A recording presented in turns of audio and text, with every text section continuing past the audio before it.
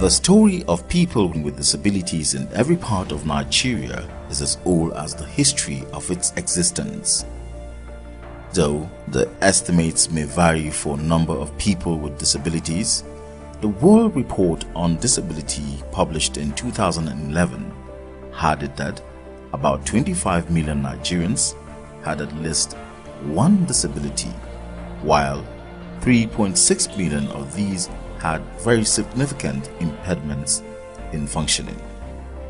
The 2006 Nigerian census reported that 3,253,169 people with disabilities of the total population of 140,431,790 in that year. However, the Center for Citizens with Disabilities, a Nigerian non-governmental organization, claims the census did not capture the full extent of disabilities in Nigeria. As of 2020, there are reportedly over 27 million Nigerians with some form of disability. The 5 most common types of disabilities in Nigeria are, in descending order: visual impairment, hearing impairment, physical impairment, intellectual impairment, and physical impairment. Nigeria ratified the United Nations Convention on the Rights of Persons with Disability on the 30th of March 2007 and its optional protocol on the 24th of September 2010. 9 years after Nigeria ratified the United Nations Convention on the Rights of Persons with Disabilities, the President of the Federal Republic of Nigeria, Muhammadu Buhari, GCFR, signed into law the Discrimination Against Persons with Disabilities Prohibition Act 2018. The law enshrined recommendations of Convention on the Rights of Persons with Disability while awarding punitive damages to the victims of discriminations living with disabilities. One of the biggest obstacles is the stigma surrounding their disabilities, which excludes them socially, economically, and politically. Often, families treat people with disabilities in Nigeria as a secret shame, and work and education exclude them. In extreme cases, their families abandon them, or if the family is wealthy, they institutionalize them. Plateau, a state of the Federal Republic of Nigeria, situated in its north-central portion, has since joined the League of Entities agitating for social inclusion of the disabled group. This, it has demonstrated through the State House of Assembly by considering a bill to create and seek opportunities for persons with disabilities to develop and utilize their talents and skills to become self-reliant. The responsibility of government and the Commission is to coordinate all activities of persons living with disability on the plateau. And to the large extent, the government has been able to do that. For your information, this is the first commission in the whole of this country. The first disability commission. It came into being in 2003, and the implementation proper came up in 2013. And other states are emulating us, trying to create a commission because of what this commission is doing. Because we are the one piloting and showcasing the activities of persons living with disabilities. That because they are part of government, they are part of the community. Before now, nobody give them a voice, give them any recognition. So government has come in to identify with them and promote their activities and showcase them, and to tell the people all out there that these are people with ability too. And government has been able to do that in so many ways, providing assistive devices, scholarships, and making sure that people know about disability, and trying to promote the issue of advocacy and inclusion. Yes. So we are advocates for persons living with disability. The Qualitative magazine, founded in April 2008 as a media outfit, is the pioneer disability advocacy magazine in Nigeria, championed by persons with disabilities. Its origin is deeply rooted in the quest by persons with disabilities to secure a space within the media network, with a view to not only giving the disabled persons a voice, but also entrenching a social order within which the fundamental rights and the privileges of the special group will equally be guaranteed as those of its counterparts in Nigeria and Africa. Qualitative magazine is a magazine put together by persons with disabilities. I was the one that founded it, and the reason why we founded this particular magazine is because of our experiences. So, and the media has not really been giving most of our experiences the kind of coverage that's supposed to give it. And for that reason, we decided to begin to tell our stories, because we know that by the time we tell our stories, we are going to communicate better to the society. We are going to share our feelings the way they are with the society, and we believe in that. You will also believe that by the time we are the ones sharing our stories, we have to open up the more and say things the way they are.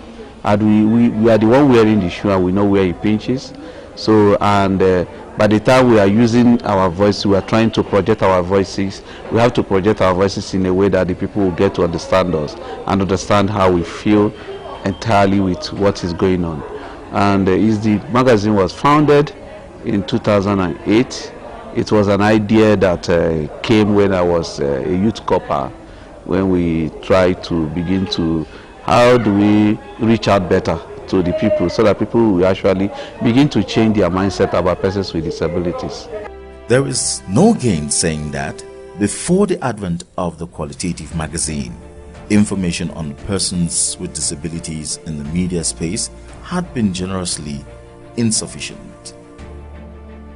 Beyond the borders of struggle for a voice for persons with disabilities, the magazine had gone as far as providing the public space with relevant information by way of elaborate enlightenment campaigns on the causes of disabilities such as polio, accidents, wars, etc., etc. The Qualitative magazine is a non-profit social entrepreneurship media outfit with issues connected to persons with disabilities at the center of all its activities and considerations. Initially, when we started, it was self-funded. That I tried to get across to some people that can donate to support what we are doing. Organizations, individuals who have been donating to support the work we are doing, because we are interviewing people who cannot pay us. So the people we are talking to, we're trying to share their stories, are people who cannot be able to pay us. So some people understood that what we are doing is worthwhile. And what would they do? They have to sponsor some of our publications. And this is what we've been doing over time. But recently we now got a grant from Ospan Voice Nigeria. So they are the ones who have been sponsoring what we are doing right now, what we are doing on the Plateau. My name is Ijoma Okwa. I'm the project coordinator of Voice here in Nigeria. Voice is a grant-making program that is funded by Ministry of Foreign Affairs in Netherlands, and it aims to strengthen the lobby and advocacy capacity of people who have been left behind. One of our right holder groups is people living with disabilities, and one of our types of grants is employment grants, through which we came in contact with a Qualitative magazine. They implemented a project called Connecting Our Voices through the Qualitative magazine. Through this magazine, we've seen a lot of issues around disability being discussed. We've seen people get connected. We've seen linkages. We've seen knowledge being shared. So much has happened and I feel this project has been very impactful and has exceeded our expectations. As an outfit that is clearly driven by noble motives, it has well-defined vision and mission, which it appears poised to excessively pursue through its well-thought-out strategic approach. The magazine is to be a magazine that have this a coverage of covering persons with disabilities, issues of persons with disabilities, promoting life with disability. You understand? That's the essence of our magazine, and our mission is to have a community whereby persons with disabilities are valued, respected, are recognized. The Qualitative Magazine is a quarterly publication which has carefully developed a network of tools to effectively reach out to enhance abilities and rights of persons with disability. It has to a large extent broadened and deepened people's understanding of the travails and abilities of special groups for a conscious realization of the need to create a space that is just and fair to the group. No wonder organizations, governmental and non-governmental, have become enmeshed in the struggle of inclusivity for the group. When you talk about promoting the rights of persons with disabilities, we will say we are number one when it talks to that, because we are the foremost disability-focused magazine in Nigeria. Yes, and we are the first in Nigeria, and we have not relented in trying to promote the issues of persons with disabilities. So when we are fighting for discrimination against persons with disabilities Provision Act, we are there. We followed everything. We followed all the protests that persons with disabilities were involved. We followed every step of, in fact, we are part of the history. So we are part of the struggle to get this Disability Act passed into law. You understand? And again, Disability Bill passed into law. And now we are on the ground now, trying to promote to ensure that that act is implemented. And we are on daily basis talking about issues of persons with disabilities, promoting, interviewing people with disabilities, in their mind. So it has always been a media outfit that has dedicated on daily basis to speak on the rights of persons with disabilities. And we have not relented in doing that. The magazine, really since its inception, it has been wonderfully presented to persons with disabilities. The magazine has been representing the voices of persons with disabilities. Persons with disabilities have been denied of a lot of opportunities, and now our voices are being heard. Before, it takes us time. When you go to immediate communities, they will not hear you. I'm happy because the Qualitative Magazine have been sponsoring a program presented by a person with disability, Mr. Joshua Yele from Highland FM, and they have sponsored the program. They are now going from local government to local government, airing the voices of persons with disabilities, their challenges and everything. And with that, voices of persons with disabilities are really being heard. The Qualitative Magazine in particular has performed creditably well. Over the years, people with disabilities have suffered in silence, and that's why they are regarded as the voiceless. So the Qualitative Magazine has come in right on time to provide a voice for all persons living with disabilities within the length and breadth of Nigeria. And I think this is something quite commendable. They have been able to raise the visibility of the needs of persons living with disabilities in Nigeria, and I just pray that the general public will connect with them and patronize and read them, and then get to know about the needs, challenges, potentials of persons living with disabilities in general. The Qualitative Magazine has successfully broken the barriers of paucity of funds, among other factors, which would only exert dragging effects on effective advocacy and sensitization by remaining undaunted and consistent in furnishing not only the Nigeria space but the global community with credible information on issues relating to persons with disability. The magazine inarguably remains one that is indiscriminatory, as its activities have spawned to all the ends of Nigerian nation. The state of Plateau ranks high amongst the recipients of the programs and policies of the magazine. The unraveling attention the state actors have paid to the issues of persons with disability perhaps could be linked to the untiring efforts by the magazine to bring to the front burner sundry issues, chiefly discrimination against persons with disability. This magazine has come to identify with their own, that is, persons living with disability. And you are aware we have so many clusters in the disability community. So this magazine has carefully identified all of them and bring them out from the remotest area to the front border so that people will know about them, so that people can hear them and people can even see them. So that's what this magazine is doing. And I want to commend the guy, people with this wonderful idea. For example, you can see this is a beauty pageant, one of the magazine, by a person with disability. And this is a person with disability who is also playing football. And there are marriages, you know, there was this beautiful lady with disability that got married to a person without disability. So somebody will think it's not possible. But the magazine is telling us that this is possible.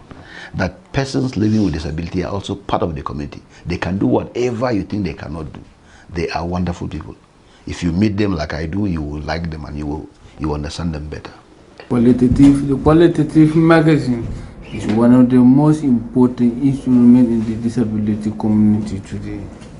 It helps us to expose most of the challenges our people are facing at the community level. There are some of the reportages that the qualitative magazine has been doing, which is bringing out the reality of the situation of persons with disabilities at the community level, which has not been known before. At the moment, it keeps attracting a lot of support to the disability community. There is a need to link there is a need for a link between the rich and the poor. And therefore, persons with disabilities who are facing the challenges, the qualitative magazine stand in the gap between. It is bringing out the real situation of the disability community from the grassroots, while those who have the ability and capacity to assist are also being educated and enlightened about these challenges. A lot have expressed their interest in supporting some of the persons with disabilities, to which the qualitative magazine have been interviewing and bringing out their challenges. Today we appreciate the effort of our brother Christian Abo for this excellent effort in publishing the qualitative magazine.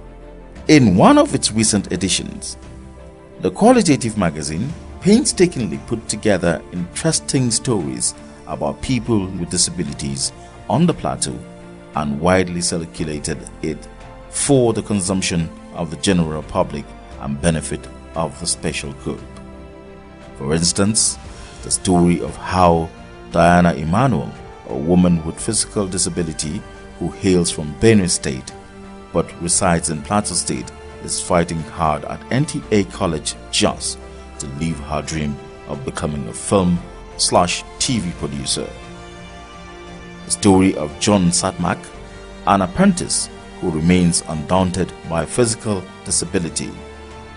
The story of Yvonne Jack, a woman with disability who wedded in Jos.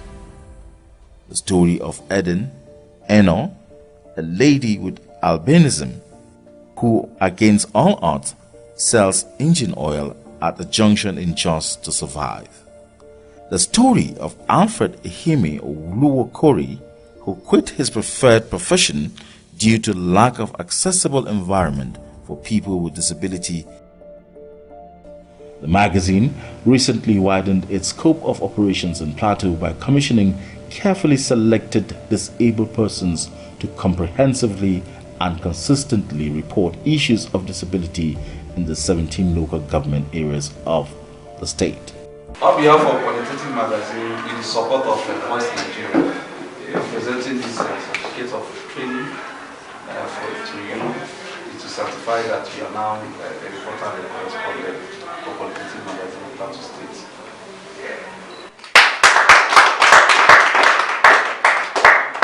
The Qualitative Magazine and the Voice Nigeria, I present to you this certificate.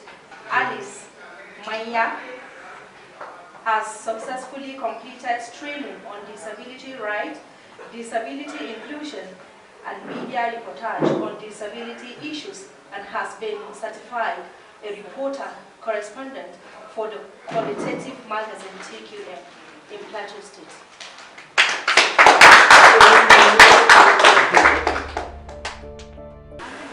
As a reporter, I am meant to understand that there are people out there like me and the other clusters that are going through a lot of challenges, through discrimination, frustration, depression, lack, poverty, and other things like that, which I have been trained to encourage them, to bring them out of their closet and make their voices to be heard in the society.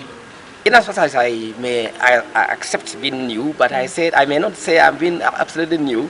I may say maybe I'm being rebaptized into the water to become a reporter finally to TQM. But I've been partnering with TQM for some time, and I feel honored. Not only honored, but I feel that I'm carrying a cause, a noble cause, that in a society and in a present generation there is a need for such an assignment, whereby we let the world know what is not properly known, to let the world give reasons and see reasons why they could carry along all kinds of people, to bring them to board and then give them the opportunities that they desire and they deserve.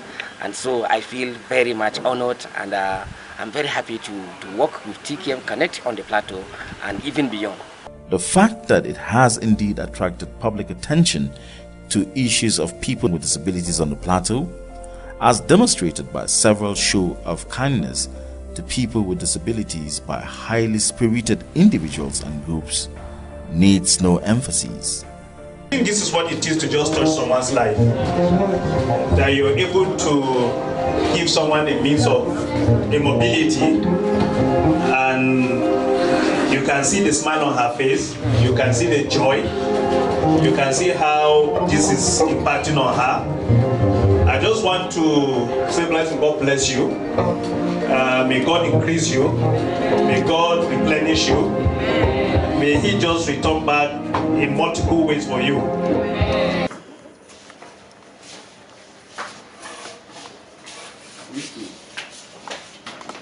Donate this wheelchair to the glory of God, in the name of the Father, and of the Son, and of the Holy Spirit.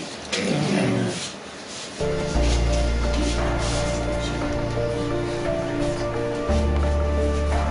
All these uncommon feats of enhancing humanity by the magazine could not have been without attending challenges, as the advocacy and sensitization on the inclusion of people with disability in every sphere of life endeavors assume a satisfactory dimension. The Qualitative Magazine is indeed a pathfinder in bringing the challenges and prospects of the special to all stages of engagements.